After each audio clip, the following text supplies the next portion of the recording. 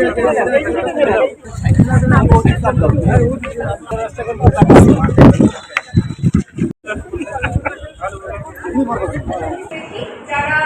আয়োজনকে একটা ব্যাগ সাথে করে নিয়ে যেতে আমাদের হয়তো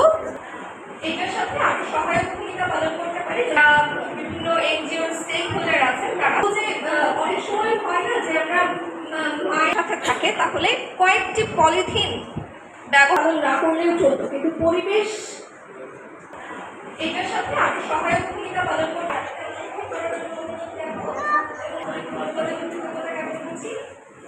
জন্য এই প্রোগ্রামটাকে সফল করার জন্য না করলেও চলতো, কিন্তু পরিবেশ রাস্তায়